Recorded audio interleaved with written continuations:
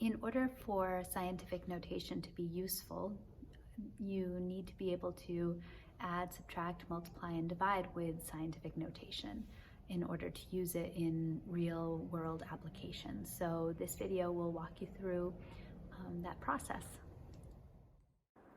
We already learned how to multiply and divide, so this one is on addition and subtraction. So we're going to start with adding and subtracting with scientific notation. So with this one, the first step is to make sure that our exponents are the same. So we're actually going to have to turn some of these into a number that's not in true scientific notation for this to work. And it's easier at the end if we start with the number that has the smaller exponent, and we try to make that into an exponent of 8. So the way that I often think of that is that if I was expanding this, it would be 1, 2, 3, 4, 5, 6, 7, like this. And then if I wanted to make it times 10 to the 8th, I would go all the way back 7 plus 1 more. So it would be 0.21.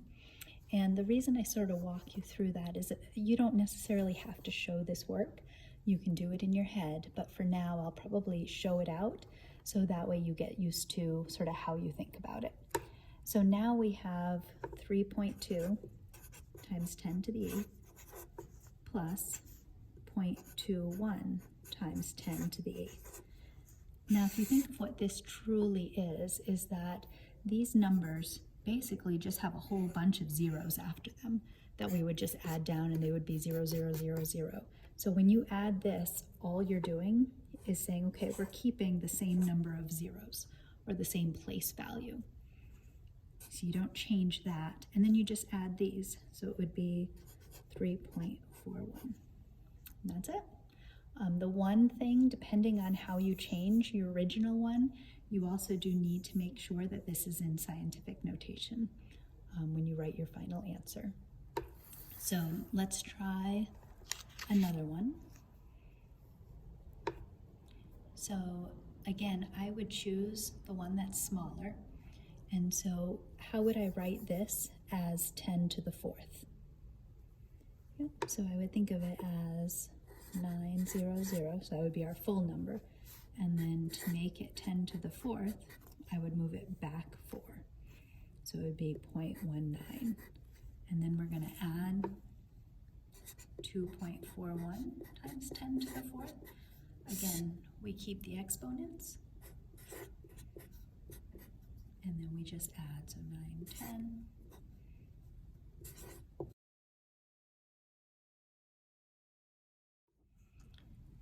Okay, so why don't you try this one? So I'm going to change this, so 4, 5, and then to make it 10 to the 5th, I would move it back 5, so 0.45, and then I'm going to add 9.12, so I would get 9.57 times 10 to the 5th. Okay, let's try another one. So notice with this one, they're actually even further apart. So I'm going to write this as 10 to the 11th, but first I'll sort of write it out. 1, 2, 3, 4, 5, 6, 7, 8, 9. And then to write it as 10 to the 11th, I'll go back 9, 10, 11. So it's going to be 0.078. And then we add that to 8.2 times 10 to the 11th. So it would be 8.278 times 10 to the 11th.